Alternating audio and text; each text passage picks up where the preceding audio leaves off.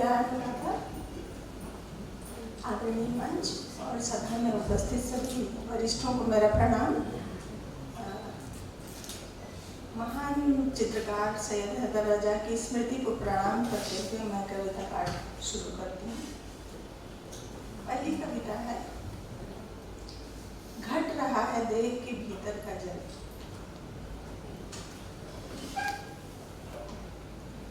याद करती हूँ जब जब नदी को, सरस्वती सई कोसी की कराह भूख बन उठती है सीने में। याद करती हूँ जब जब नदी को, सरस्वती सई कोसी की कराह भूख बन उठती है सीने में। जोशी मठ की दरारों सा फटता है हृदय। धौली विष्णु गंगा का संगम सिकुड़ रहा, गूंज रहा अलकनंदा का आर्तनाद। विलीन होती नदियों का गवाह शहतूत का वो पेड़ जानता है इनके विनाश की अंतरकथा। ग्लोबल असंतुलन का शिकार हो, ग्लोबल असंतुलन के शिकार सिर्फ ग्लेशियर ही नहीं हो रहे, हमारी आंखों का पानी शामिल है इन तमाम साजिशों में। याद करती हूँ जब जब नदी को, विसर्जित विखंडित मूर्तियों का जंगल घेर लेता है जलकुंभियों के साथ। गोमती ने बहना बंद कर दिया है। नदी की भाषा खोती जा रही, खोता जा रहा है पानी।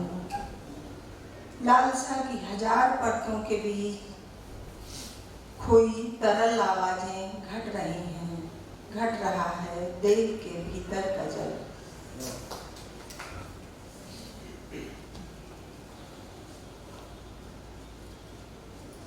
अगली कविता है, चुप्पियां। मणिपुर की घटना को समर्पित कर रही हूँ मैं। कविता पुरानी है लेकिन जो घटना अभी घटी है उसके संदर्भ में ये कविता समर्पित है। जब बोलना निहायत जरूरी था कुछ लोग चुप थे। जब बोलना निहायत जरूरी था कुछ लोग चुप थे। लिपियों के लिबास में तरह तरह की चुप्पियां थीं। लंबी सुरंग से जिस तरह गुजरती है ट्रेन, गुजर रहे थे लोग भाषाओं से होकर। गुफाओं में कराह रहे थे कुछ अर्थ, जैसे घायल शेर पड़े हों खुखार। गीदड़ों की हुक्का हुआ, उल्लुओं के मनहूस स्वर। और पता नहीं बिल्लियां रो रही थीं या गा रही थीं। अक्षर नहीं, उनकी जगह अखबारों में चमगादड़ आकर लटक गए थे। कहकहे भी थे दुर्गंध फैलाते हुए। चोर की तरह सेंध लगा रहे थे कुछ शब्द। फुसफुसाहटों में बदल चुकी थी अस्मिताएं। सूखने लगी थी नदी, दरकने लगे थे पहाड़, चिटकने लगी थी धरती। गर्द से भर गया था पूरा आसमान। जब बोलना निहायत जरूरी था कुछ लोग चुप थे। कुछ छोटी छोटी प्रेम कविताएं पढ़ूंगी। मित्र पीयूष दैया का जैसे 1, 2, 3 से है, उसी तरह प्रेम के ही शीर्षक पे 1, 2, 3 से पढ़ रही हूँ। प्रेम की संख्या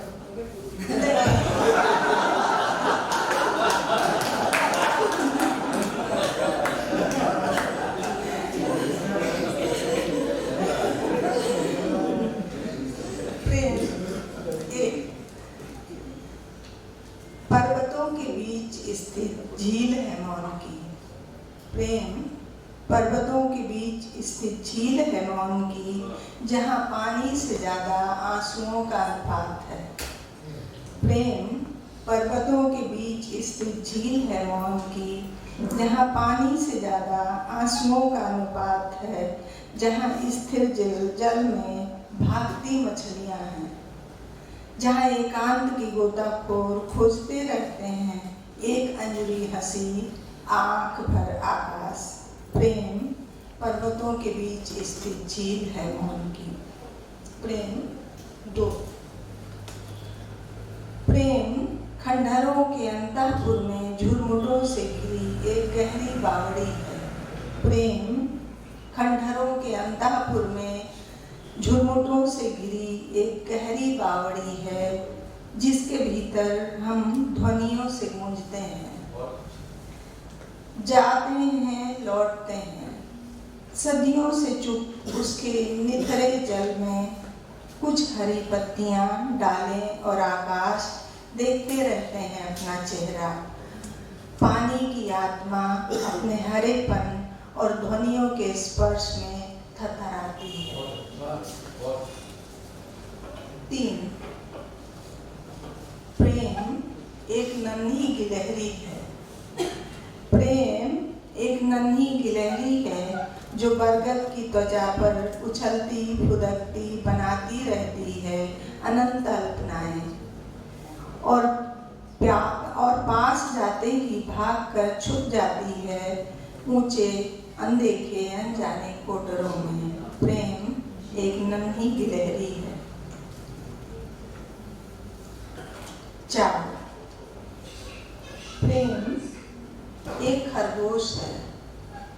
प्रेम एक खरगोश है, हरी धूप की भूख लिए वन वन भटकता, कुलाचे भरता, डरा सहमा छुपा रहता है मन की सघन कंदराओं में।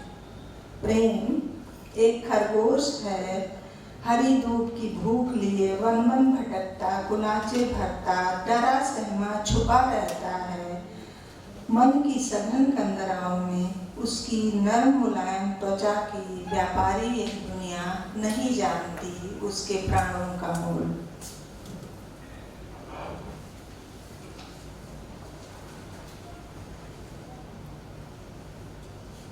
प्रेम 5. प्रेम एक बहुत ऊंचा पेड़ है। प्रेम एक बहुत ऊंचा पेड़ है जिस पर चढ़ना मुश्किल। प्रेम एक बहुत ऊंचा पेड़ है जिस पर चढ़ना मुश्किल, बस करनी होती है प्रतीक्षा कि आएगा कोई पक्षी खाकर ही सही। बस आएगा कोई पक्षी जो खाकर ही सही गिरा देगा एक मीठा फल। प्रेम एक बहुत ऊंचा पेड़ है जिस पर चढ़ना मुश्किल, बस करनी होती है प्रतीक्षा कि आएगा कोई पक्षी जो खाकर ही सही गिरा देगा एक मीठा फल। और जब मिलता है वो तो उसका काफी हिस्सा पहले ही खाया जा चुका। बहुत बहुत धन्यवाद।